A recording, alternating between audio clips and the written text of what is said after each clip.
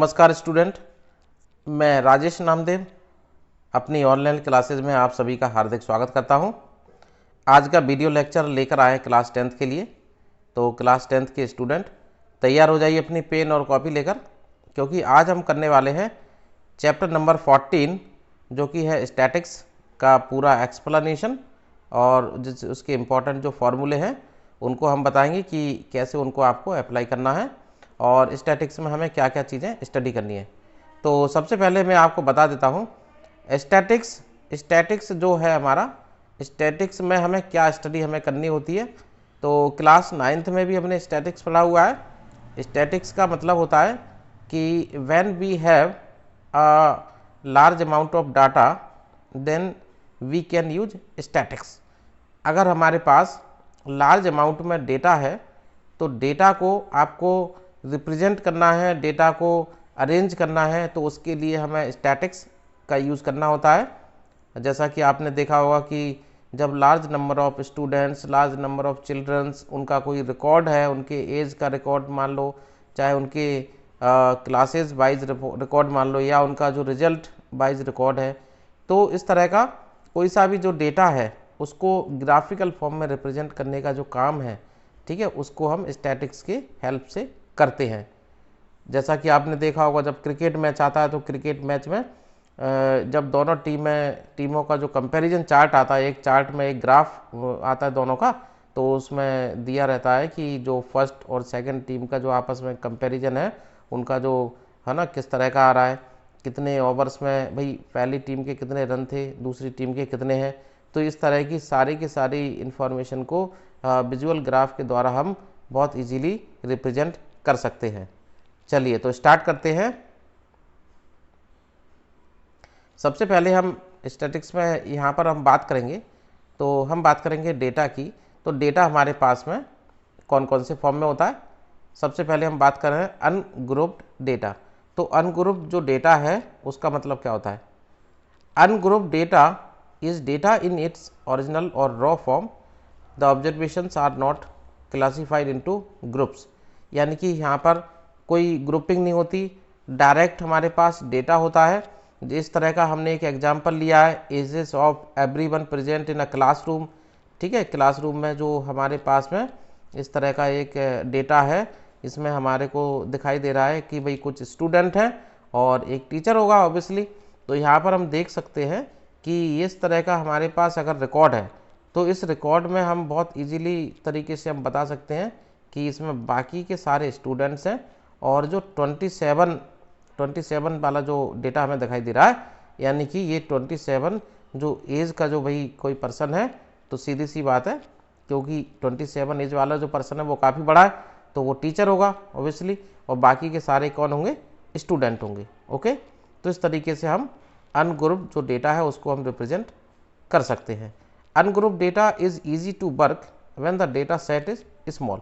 यानी कि जब डेटा हमारे पास में कम है, स्मॉल क्वांटिटी में है, तो अनग्रुप्ड डेटा के फॉर्म में उसको अरेंज करना बहुत आसान होता है। अगर बहुत ज़्यादा होगा तो उसके लिए फिर हम दूसरा तरीका अपनाएंगे। ओके, अब हम बात कर रहे हैं ग्रुपिंग की, यानी कि ग्रुप्ड डेटा। क्योंकि हमने कहा ना कि when we have a large amount of data, यानी कि हमारे पास बहुत ज़्यादा डेटा है, तो हमें क्या करना होगा, हमें उसकी ग्रुपिंग करनी होगी। तो उसको हम ग्रुप के फॉर्म में रिप्रेजेंट करते हैं। जैसा कि यहाँ पर एग्जाम्पल्स में हमको दिखाई दे रहा है, हमने यहाँ पर एक डेटा है उसको ग्रुप के फॉर्म में अरेंज किया है। तो in group data observations are organised in groups. Okay, तो एग्जाम्पल हमने ले लिया है, class of students got different marks in school exam. तो इस तरीके से हमने ले लिया है कि भाई कुछ बच्चे हैं, कुछ स्टूडेंट्स हैं, उनका जो मार्क्स है उस तरह का डेटा है। भाई 0 से 20 मार्क्स की जो रेंज में है हमारे पास जो स्टूडेंट हैं वो हैं 13। दूसरा है हमारा 21 से 40 की रेंज में जो स्टूडेंट है वो 9 हो रहे हैं। ठीक है, 41 से 60 में हमारे पास में 36 है। इस तरीके से 61 से 80 में हमारे पास 32, और 81 से 100 वाली रेंज में जो स्टूडेंट है वो है 10। ओके, तो इस तरीके से हम ग्रुपिंग कर ग्रुपिंग, देखो अब यहाँ पर हमारे पास जो देखा जाए तो स्टूडेंट्स हमारे पास बहुत ज़्यादा हैं। ठीक है, उनको हमने ग्रुपिंग करके बहुत स्मॉल है ना, एक छोटे से हमने एक चार्ट के फॉर्म में उनको अरेंज हमने कर दिया है। ओके, अब हम बात करते हैं फ्रीक्वेंसी की। तो जब हम डेटा को ग्रुपिंग फॉर्म में अरेंज करते हैं तो वहाँ पर फ्रीक्वेंसी वाली टर्म एक आती है। तो फ्रीक्वेंसी का मतलब क्या होता है? Frequency is the number of times a particular observation occur in data, यानी कि भाई पर्टिकुलर जो डेटा है या ऑब्जर्वेशन है वो कितनी बार रिपीट हुआ है, कितनी बार आ रहा है वहाँ पर, तो उसको हम फ्रीक्वेंसी नाम से हम उसको रिप्रेजेंट करते हैं, हम बोलते हैं उसको फ्रीक्वेंसी। ओके, दूसरा इसके बाद है क्लास इंटरवल। क्लास इंटरवल की अगर हम बात करें तो क्लास इंटरवल में हम बात करते हैं data can be grouped into class interval such that all observations in that range belongs to that class. तो क्लास के फॉर्म में, यानी कि हम उसको इंटरवल के फॉर्म में अरेंज कर देते हैं। जैसे अभी हमने कहा था कि भाई एक हमारे पास में स्टूडेंट्स हैं, मान लीजिए जैसे हमने कहा कि जो रेंज है यानी कि मार्क्स की रेंज है या उनकी जो एजेस है या कुछ भी और कुछ दिया है। तो जैसे हमने कहा भाई एक हमारे पास में इस तरह का डेटा है कि भाई 50 टू 60 के बीच में जो मार्क्स गेन करे हैं और उन स्टूडेंट की जो संख्या है, ठीक है, वो कितनी है, मान लो 49 है। ओके, 49 स्टूडेंट ने ये 50 से 60 के बीच में मार्क्स गेन किया है। तो इस तरीके से हम उसको क्या करते हैं, एक क्लास इंटरवल के फॉर्म में उसको अरेंज कर देते हैं, यानी कि इस तरह से ये क्लास इंटरवल हो गया। इसमें जो फर्स्ट वैल्यू होती है, फर्स्ट वैल्यू को हम बोलते हैं, ये हमारी क्या होती है, अपर लिमिट होती है, और दूसरी जो वैल्यू होती है वो लोअर लिमिट होती है। ओके, और इन दोनों का जो डिफरेंस है वो कहलाता है आपका क्लास विड्थ, इसको हम बोलते हैं क्लास विड्थ। ओके, हाँ, तो स्टैटिक्स में यहाँ पर हमको जो स्टडी करना है, बेसिकली क्लास 10th में हमारे पास जो है क्वेश्चंस हमको जो एग्जाम में पूछे जाते हैं उसमें मीन, मीडियन और मोड, हमको 3 चीज़ों के बारे में स्टडी करना है बेसिकली। ठीक है, उसके बाद में थोड़ा सा पार्ट होगा जो ग्राफ का होगा, जो आगे ग्राफ वगैरह बनाते हैं। तो सबसे पहले हम बात करते हैं मीन की। तो मीन हम कैसे फाइंड आउट करते हैं? तो सबसे पहले मैं आपको बता देता हूँ कि finding the mean for group data, ठीक है, ग्रुप डेटा के लिए class interval are not given. Class interval अगर नहीं दिया है तो सबसे पहले जो हम यहाँ पर मीन फाइंड आउट करेंगे तो उसके लिए फॉर्मूला जो हमारा होगा एक्स बार से हम रिप्रेजेंट करेंगे। एक्स बार इक्वल टू क्या हो जाएगा, sigma x I into F I upon sigma F. ठीक है, तो यहाँ पर क्या है, F I is the frequency of the I number की ऑब्जर्वेशन, ये इस तरह से हम लिख सकते हैं। तो यहाँ पर ये दोनों का हम मल्टीप्लाई करके उनका सिग्मा करके, सिग्मा यानी कि समेसन के लिए यूज़ करते हैं, अपॉन सिग्मा एफ सारी फ्रीक्वेंसीज का सम। इस तरीके से अगर हम इसको कैलकुलेट करेंगे तो हमको क्या मिलेगा, मीन की वैल्यू मिल जाती है फॉर ग्रुप डेटा के लिए। अब हम बात करते हैं फाइंडिंग द मीन। मीन हमको फाइंड आउट करना है for group data when class intervals are given. Class interval अगर गिवन है तो हमारे पास अब फॉर्मूला होगा, फॉर्मूला तो सेम होगा, बट यहाँ पर हमें सबसे पहले हमें वैल्यू निकालनी पड़ेगी एक्स की, यानी कि क्लास मार्क्स। तो यहाँ पर फॉर्मूला तो वही है भाई, जो होगा X bar equal to sigma x I F I upon sigma F I. F I is the frequency of the ith class whose class mark is X I. तो क्लास मार्क कैसे निकालेंगे? Class mark को हम calculate करेंगे यहाँ पर upper class limit plus lower class limit upon 2, यानी कि हमें क्या करना है, दोनों लिमिट को भाई ऐड कर देना है और 2 का डिवाइड कर देना है। इस तरह से हम x की वैल्यू कैलकुलेट करेंगे यहाँ पर, और बाकी का काम हमारा फिर एज इट इज़ जो हमारा पहले हमने किया था वही हो जाएगा। ओके, यहाँ पर अभी मेथड की बात करें तो मेथड में हम नाम देते हैं भाई डायरेक्ट मेथड। तो डायरेक्ट जो मेथड है हमारा मीन फाइंड करने का, ठीक है, तो यहाँ पर हम उसको कैसे अप्लाई करते हैं। तो सबसे पहले हम देखते हैं कि स्टेप की बात करें तो पहला स्टेप हमारा होगा classify the data into intervals. Okay, find the corresponding frequency of each class. तो इस तरीके से हमको क्या करना है, डेटा इनटू इंटरवल्स लिखना है और उनकी, है ना, हर एक जो क्लास है उसकी फ्रीक्वेंसी लिखनी है। दूसरा जो स्टेप होगा हमारा, उस स्टेप में हमें क्या करना है, क्लास मार्क हमें फाइंड करना है, टेकिंग द मिड पॉइंट, यानी कि वही लोअर लिमिट अपर लिमिट दोनों को ऐड करना है। उनका मिड पॉइंट निकालने के लिए 2 को डिवाइड कर देंगे। तो इस तरीके से हम क्लास मार्क फाइंड आउट कर लेंगे। इसके बाद जो तीसरा स्टेप होगा हमारा, tablet the product of class mark and it's corresponding frequency. इनको टेबल के फॉर्म में अरेंज कर लेना है, तो टेबुलेट करके अरेंज कर लेंगे। इसके बाद कैलकुलेट करेंगे भाई क्या करेंगे, sigma x I into F I, okay, x into F, इनका दोनों का मल्टीप्लिकेशन वाला एक कॉलम बनेगा। तो इस तरीके से भाई हमारे पास जो कॉलम होंगे, जैसे मान लीजिए यहाँ पर हो गया हमारे पास में एक्स हो गया, ठीक है, एक्स हो गया, ठीक है, दूसरा कॉलम एफ हो गया, और फिर उसके बाद में इनका मल्टीप्लिकेशन एफ एक्स हो गया। तो इस तरीके से ये कॉलम बनेगा और इसका हमको सम फाइंड करना है। सम आ जाता है sigma x I F i. Divide the above, ठीक है, फोर्थ में क्या करना है, फोर्थ पॉइंट में last, divide the above sum by the sum of the frequencies, ठीक है, इसको क्या करना है, सिग्मा एफ आई से डिवाइड कर देना है, तो हम मीन फाइंड आउट कर सकते हैं, ओके। अब इसके बाद दूसरा जो मेथड है हमारे पास वो है एज्यूम्ड मीन मेथड, इसको हम बोलते हैं एज्यूम्ड मीन, क्योंकि यहाँ पर हम एक मीन एज्यूम करते हैं, ठीक है, उसमें एक्स की जो वैल्यूज आएंगी उनमें से एक मिडिल वैल्यू को चूज़ करके हम मीन एज्यूम करते हैं, उसको बोलते हैं एज्यूम्ड मीन। और इस मेथड को हम फिर अप्लाई कैसे करेंगे वो मैं आपको बता देता हूँ। सबसे पहला हम काम करेंगे, स्टेप जो हमारा फर्स्ट होगा, classify the data into intervals and find the corresponding frequency of each class, okay. तो ये हमने कर लिया। उसके बाद में फाइंड द क्लास मार्क हमने फाइंड आउट कर लिया, कैसे, मिड पॉइंट निकाल कर। तो ये हमारी क्लास मार्क यानी कि एक्स की वैल्यू आ जाती है। इसके बाद क्या करना है, जो एक्स की वैल्यूज आ रही हैं उनमें से हमको क्या करना है, एक वैल्यू हमने कहा ना, मिडिल वैल्यू हमको सेलेक्ट कर लेना है। मिडिल एग्जैक्ट मिडिल नहीं आ रही तो उसके भाई आसपास की कोई वैल्यू ले सकते हैं। जैसे टोटल हमारे पास में नंबर से मान लीजिए 8, अब 8 में कोई मिडिल वैल्यू नहीं है तो हम भाई थर्ड या फोर्थ नंबर की कोई सी भी, या फोर्थ या फिफ्थ में से कोई सी भी वैल्यू हम ले सकते हैं। That is the assume mean होगा, उसे हम रिप्रेजेंट करेंगे ए से, ओके।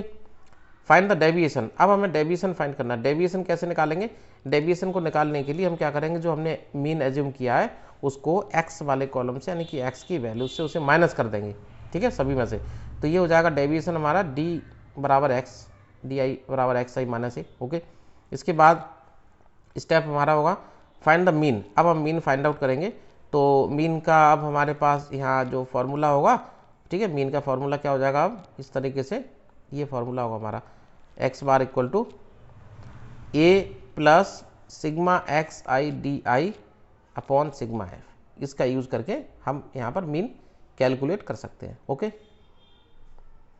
इसके बाद हमारे पास जो मेथड है उसका नाम है स्टेप डेविएशन मेथड, ठीक है, फॉर मीन। तो यहाँ पर इसका मैं बता देता हूँ स्टेप डेविएशन मेथड का यूज़ हमें कैसे करना है। तो सबसे पहला काम हमारा क्या होगा, पहला स्टेप हमारा क्या होगा, classify the data into intervals and find the corresponding frequency, ठीक है, जैसा कि हम हर एक मेथड में कर रहे हैं। भी सबसे पहले हम इंटरवल्स और उसकी करस्पॉन्डिंग फ्रीक्वेंसी हमने लिख ली है ना, जो कि हमें क्वेश्चन में दिया रहता है। इसके बाद जो सेकंड स्टेप होता है उसमें हम क्या करते हैं, क्लास मार्क निकालते हैं, मिड पॉइंट को फाइंड आउट करके, यानी कि अपर लिमिट लोअर लिमिट दोनों को ऐड करते हैं, 2 का डिवाइड करते हैं, तो उससे हमको क्या मिल जाता है, क्लास मार्क यानी कि एक्स की वैल्यू मिलती है। अब आपको क्या करना है, take one of x, usually one in the middle, यानी कि आपको यहाँ से एक वैल्यू एज्यूम करनी है जो कि आपका एज्यूम्ड मीन कहलाता है, जिसको हम ए बोलते हैं, ठीक है, एज्यूम्ड मीन मेथड में हमने जिसको आपको बता दिया है। उसके बाद हम डेविएशन फाइंड आउट करते हैं। डेविएशन हमारा क्या होता है, डेविएशन डी आई बराबर एक्स आई माइनस ए, यानी कि आपको एक्स की सभी वैल्यूज में से ये जो हमने एज्यूम्ड मीन निकाला लिया है उसको हमें माइनस कर देना है। तो इस तरह से डी आई बराबर डी एक्स आई माइनस ए करके ये वाला कॉलम हमको मिल जाएगा। अब इसके बाद में आपको यहाँ पर, ठीक है, अब नई चीज़ क्या करनी है इस मेथड में, डिवाइड ऑल डेविएशंस। आपको जो डेविएशंस मिल रहे हैं ये आपको डिवाइड कर देना है by the class width, okay. Divide all deviation by class width, यानी कि एच से डिवाइड कर देना है। क्लास विड्थ क्या होता है भाई, जो क्लास इंटरवल दिया है उन दोनों का जो डिफरेंस होता है that is the class width. तो उससे आपको डिवाइड कर देना है और यहाँ पर अब उसे हम रिप्रेजेंट कर रहे हैं, ठीक है। यू आई बराबर क्या होता है, एक्स आई माइनस ए, ये डेविएशन था, इसको डिवाइड कर दिया एच से, क्लास विड्थ से हमने डिवाइड कर दिया। तो यू आई बराबर हो जाएगा एक्स आई माइनस ए अपॉन एच, ओके। तो इसके बाद का जो स्टेप है हमारे पास में फाइंड द मीन। अब हमको मीन फाइंड आउट कर लेना है। तो मीन हम इस तरीके से निकाल लेंगे अब, ठीक है। एक्स बार बराबर हमारे पास जो फॉर्मूला है, ये फॉर्मूला अप्लाई हुआ A plus H into sigma F I U I upon sigma F, ठीक है। और इसको हम लिख सकते हैं शॉर्ट फॉर्म में फिर ए प्लस एच इंटू यू बार, क्योंकि यू बार बराबर हमने पहले लिख दिया, यू बार बराबर sigma F you upon sigma F. इस तरीके से ये जो मेथड है हमारा स्टेप डेविएशन मेथड कहलाता है। आगे हम बात करेंगे अब मीडियन की। अब हमने मीन की स्टडी की है, अब हम मीडियन के बारे में बताएं कि मीडियन को कैसे हमें फाइंड आउट करना है। तो यहाँ पर मैं आपको बता देता हूँ कि मीडियन होता क्या है। तो मीडियन के लिए हमने क्लास 9th में भी स्टडी किया हुआ था। मीडियन का मतलब होता है मिडिल वैल्यू। जैसे हमने कहा भी हमारे जो फिंगर्स हैं हमारे हाथ में वो 5 हैं। अगर हमने कहा मीडियन वैल्यू कौन सी होगी, मीडियन फिंगर कौन सी है, तो मिडिल वाली जो फिंगर है वो मीडियन है। ओके, 5 में भाई बीच में जो हमारी फिंगर आ रही है, ठीक है, सबसे जो बड़ी वाली फिंगर है लॉन्गर, उसे हम मीडियन बोलेंगे। ठीक है, अब यहाँ पर हमारे पास दो तरीके होंगे। टोटल जो हमारे पास ऑब्जर्वेशंस है, ठीक है, वो इवन भी हो सकते हैं, ऑड भी हो सकते हैं। ऑड जब होते हैं तो हम आसानी से बता सकते हैं कि भाई एक हमको मिडिल में मिल गया वैल्यू, वो हमारा मीडियन है। लेकिन हमारे पास ऑब्जर्वेशंस अगर की क्वांटिटी जो है वो इवन नंबर्स है तो उसको कैसे बताएंगे। ठीक है, तो इसके लिए मैं आपको बता देता हूँ कि दो केस में हम निकालते हैं।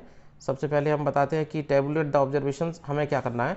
भाई सारे के सारे जो ऑब्जर्वेशन हमको दे रखे हैं उनको या तो हम असेंडिंग या डिसेंडिंग ऑर्डर में लिख लेंगे। तो सबसे पहला काम हमें ये करना है कि जितने भी ऑब्जर्वेशंस हैं उनको एक क्रम में अरेंज कर लेना है, या तो असेंडिंग या डिसेंडिंग। ओके, दूसरा काम हमें करना है add the cumulative frequency column to the table by finding the cumulative frequency up to each observation. Cumulative frequency calculate करने का तरीका मैं आपको अभी और बता दूंगा। तो हमें क्या करना होता है कि भाई जो वैल्यूज़ दी है फ्रीक्वेंसीज़ की, उसको है ना ये पहली वैल्यू को लेना है, फिर उसको दूसरी में ऐड कर देना है, फिर उसको जो आएगा उसको तीसरी में। तो इस तरीके से हम क्यूमुलेटिव फ्रीक्वेंसी कैलकुलेट हम कर लेते हैं। तो यहाँ पर हमको क्या करना है, यहाँ पर अभी हम बात कर रहे हैं if the number of observations is odd. अगर हमारे पास जो ऑब्जर्वेशंस है वो क्या है, ऑड है, तो मीडियन इज द ऑब्जर्वेशन उस cumulative frequency just greater than और इक्वल टू n+1/2, यानी कि n+1/2 करके हम यहाँ पर मीडियन की वैल्यू निकाल सकते हैं, मीडियन नंबर बता सकते हैं। दूसरा हमारे पास भाई इसमें अगर ऑब्जर्वेशंस हमारे पास क्या है, अगर मान लो इवन क्वांटिटी में है तो हम कैसे बताएंगे, तो हम क्या करेंगे n/2 n/2+1। ओके, तो इसका हमें निकालना होगा, यानी कि मिडिल वैल्यू निकालनी होगी। ठीक है, तो उससे हमको जो ऑब्जर्वेशन मिलेगा उससे हमें मीडियन हमें पता चल जाता है। ओके, क्यूमुलेटिव फ्रीक्वेंसी की बात करें तो इसको डिफाइन हम कर सकते हैं। Cumulative frequency is obtain by adding all the frequencies up to a certain point.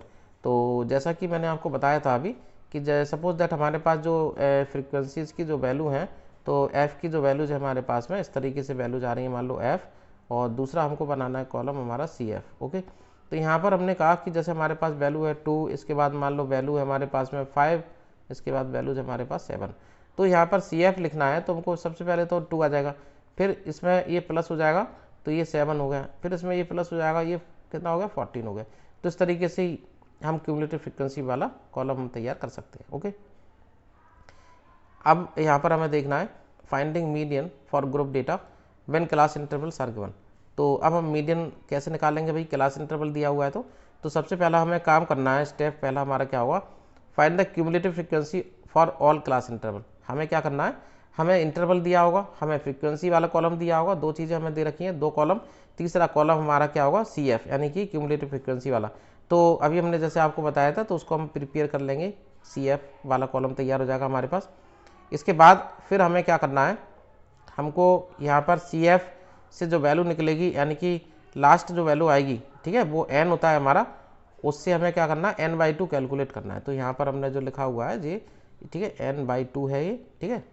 तो यहाँ पर क्या करना है, हमको n हमको मिलता है लास्ट क्यूमुलेटिव फ्रीक्वेंसी में जो लास्ट वैल्यू है वो n होती है, उसको 2 से डिवाइड कर देते हैं, तो n/2 हम कैलकुलेट कर लेंगे। ओके, तो n/2 कैलकुलेट करने के बाद फिर हमें देखना है कि जो वैल्यू आ रही है n/2 की वो कहाँ पर लाई कर रही है।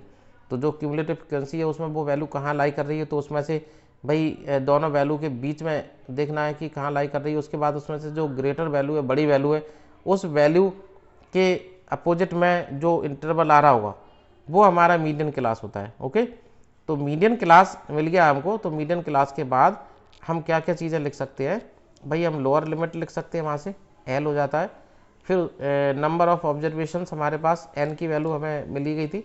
CF क्या होता है, भाई ये जो फार्मूला है हमारे पास, ये फार्मूला है हमारे पास, इस फार्मूले के लिए हमें करना है क्या होता है, L + n/2 - CF अपॉन, ठीक है, F × H। तो यहाँ पर ये सारी चीज़ें हमें कैलकुलेट करनी है। तो एल लोअर लिमिट हो गया, n number of observation, c f क्या होगा cumulative frequency of class preceding the median class, यानी कि मीडियन क्लास जो आपको मिला है उससे पहले एक स्टेप पहले की जो फ्रीक्वेंसी है क्यूमुलेटिव फ्रीक्वेंसी है वो सी एफ है। और एफ क्या है frequency of the median class, median class की जो फ्रीक्वेंसी है वो एफ है। ओके, इसके बाद हम बात करते हैं एच की, तो एच हमें पता है इस क्लास का जो साइज है वो एच होता है, यानी कि जो इंटरवल समय दे रखे हैं उनमें डिफरेंस कितने का है वो एच होता है। ओके, अब यहाँ पर हम बात करते हैं cumulative frequency distribution of less than type और मोर देन टाइप।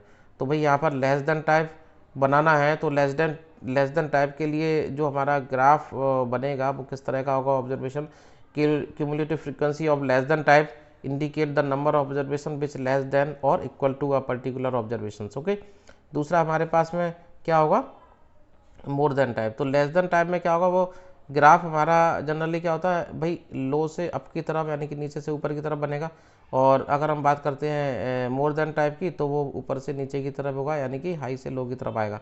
तो यहाँ पर हम बात करते हैं क्यूमुलेटिव फ्रीक्वेंसी डिस्ट्रीब्यूशन में, तो cumulative frequency of more than one type indicate the number of observations which are greater than और equal to a particular observation. Okay, तो इस तरीके से हम देख सकते हैं एक ग्राफ हम यहाँ पर बना सकते हैं। तो यहाँ पर हमने एक ग्राफ बना दिया है, ये मार्क्स ऑफ मैथमेटिक्स, ठीक है, यहाँ पर हमको दिया हुआ है, और दूसरी चीज़ हमको यहाँ पर ये क्यूमुलेटिव फ्रीक्वेंसी हमें शो हो रही है और यहाँ पर हमने मार्क्स शो किए हैं, ठीक है। तो इस तरीके से हमारे पास एक ग्राफ है और यहाँ पर ग्राफ को हमने देखा तो ये जो वैल्यू आ रही है आपकी, ये जो वैल्यू आ रही है, ठीक है, यहाँ से ये वैल्यू यहाँ पर कट कर रही है, यहाँ से ये वैल्यू आ रही है, ये वैल्यू हमको शो कर रही है, this is the median. Okay, अभी जब हम क्वेश्चन सॉल्व करेंगे तो उसको और आपको बताएंगे सॉल्व करके, तो उसमें आपका पूरा पता चल जाएगा आपको कि किस तरीके से प्रॉब्लम दिया होगा और किस तरीके से उसमें हमें मीडियन फाइंड आउट करना होगा। अब हम बात करते हैं median from cumulative frequency curve. तो क्यूमुलेटिव फ्रीक्वेंसी कर्व से मीडियन निकालना, अभी हमने बताया ग्राफ हम ड्रॉ कर लेंगे, तो ग्राफ ड्रॉ करने के बाद आपको कैसे मीडियन आपको बताना है। तो भाई आपको यहाँ पर इंपॉर्टेंट जो चीज़ है, ठीक है, सबसे पहले identify the median class identify कर ली, क्यूमुलेटिव फ्रीक्वेंसी हमने लिख ली, उसके बाद फिर उसके बाद draw a straight line graph joining the corners, ठीक है, हमने कॉर्नर को ज्वाइन करके यानी कि हमने ग्राफ ड्रॉ कर लिया। अब यहाँ पर सबसे इंपॉर्टेंट है कि सी एफ से हमको n/2 की वैल्यू निकालनी है, n/2 की जो वैल्यू आएगी उसको देखना है कहाँ पर वो ग्राफ पर शो हो रही है, एक्स एक्सिस। अब इसके बाद में क्या है भाई, उसको उसके हिसाब से फिर एक्स एक्सिस पर वो ग्राफ कहाँ कट करेगा, यानी कि इस तरीके से हम देख सकते हैं। तो वहाँ पर हम मीडियन की वैल्यू हम निकाल सकते हैं, इसका भी हम आपको ग्राफ में जब क्वेश्चन सॉल्व करेंगे तो बताएंगे आपको कि कैसे मीडियन की वैल्यू निकालें। अब हम बात करते हैं ऑगिव की, तो यहाँ पर हम बात कर रहे हैं ऑगिव की, ऑगिव फॉर लेस देन टाइप। तो लेस देन टाइप का जो ऑगिव हुआ, ऑगिव भी हमारा क्या है ग्राफिकल स्ट्रक्चर है, ग्राफ में हमें बताना होता है कि भाई हमारा किस तरह का ग्राफ आ रहा है लेस देन टाइप और मोर देन टाइप के लिए, ठीक है, और उसमें हम मीडियन की वैल्यू भी कैलकुलेट कर सकते हैं और कंपेयर भी कर सकते हैं डेटा का। तो इस तरीके से हम यहाँ पर इनके ऑगिव ग्राफ कैलकुलेट करते हैं। Ogive for less than type के लिए अगर हम बात करें तो graph for cumulative frequency distribution of less than type is called ogive of less than type, और दूसरा है हमारा more than type, the graph of cumulative frequency distribution of more than type is called the ogive of the more than type, ठीक है। इन दोनों के बीच में relation भी हम निकाल सकते हैं। तो भाई रिलेशन में क्या होगा कि अगर लेस देन और मोर देन टाइप दोनों हमने ग्राफ ड्रॉ कर लिए और दोनों ग्राफ का इंटरसेक्शन जो पॉइंट होता है वो हमारा मीडियन होता है। यहाँ पर सबसे इम्पॉर्टेंट चीज़ है कि इस तरह का मान लीजिए हमारे पास में एक ग्राफ इस तरीके से मान लीजिए यहाँ से ऊपर से नीचे की तरफ मान लो इस तरह का बन रहा है और एक ग्राफ आपका इस तरीके से जा रहा है, तो यहाँ पर ये जो इंटरसेक्शन पॉइंट है ये हमारा क्या बताता है, मीडियन की वैल्यू बताता है। ओके, यहाँ पर हम बात कर रहे हैं मोड की, तो हमने मोड के बारे में अभी आपको बताया था कि भाई हम मीडियन और मीन और मोड, तीन चीज़ों की हमें बेसिकली यहाँ पर स्टडी करनी थी। तो हम बात करते हैं मोड की। मोड क्या होता है, मोड आपका होता है जो मैक्सिमम जिसकी फ्रीक्वेंसी होती है, यानी कि मैक्सिमम रिपीटिशन वाला जो डेटा होता है दैट इज़ द मोड, ठीक है, ये हमने क्लास 9th में भी पढ़ा हुआ था। तो यहाँ पर हम बात करेंगे ग्रुप डेटा की, तो मोड कैसे हमें फाइंड आउट करना है। तो यहाँ पर हम देखते हैं group data without class interval. तो यहाँ पर हम बहुत इजीली बता देते हैं कि अगर कोई इंटरवल नहीं है तो उसमें मैक्सिमम रिपीटेशन वाला जो डेटा है वो हमारा मोड हो गया, ठीक है। लेकिन अगर मान लीजिए इंटरवल दे रखा है तो हम कैसे बताएंगे, ओके। तो यहाँ पर तो हमने बोल दिया लार्जेस्ट फ्रीक्वेंसी वाला जो डेटा है दैट इज़ द मोड, ठीक है। बट हमें इंटरवल दे रखा है, उसमें क्या करेंगे, तो इंटरवल वाले केस में अब हमें क्या करना है, हमें ये फार्मूला अप्लाई करना है मोड का। तो ये फार्मूला हमारा मोड बराबर हो गया L plus F1 minus F0 upon 2 F1 minus F0 minus F2 into H। तो यहाँ पर आपको देखना है कि सबसे पहले भाई आपको इंटरवल दे रखा है एक तो, ठीक है, और दूसरा आपको फ्रीक्वेंसी दे रखी है। तो यहाँ पर इंटरवल दे रखा है और दूसरा आपको फ्रीक्वेंसी दे रखी है। तो आपको देखना है कि मैक्सिमम फ्रीक्वेंसी भाई जहाँ पर आ रही है उसके सामने वाला जो इंटरवल है वो हमारा हो गया मोड क्लास। तो मोड क्लास जब मिल जाता है तो मोड क्लास से लोअर लिमिट आप L लिख लेते हैं, क्लास बिट आप लिख सकते हैं, दोनों का जो डिफरेंस होगा F1 यानी कि frequency of the model class. तो मॉडल क्लास यानी कि जो आ रहा है उसके सामने जो फ्रीक्वेंसी है वो फ्रीक्वेंसी हो गई।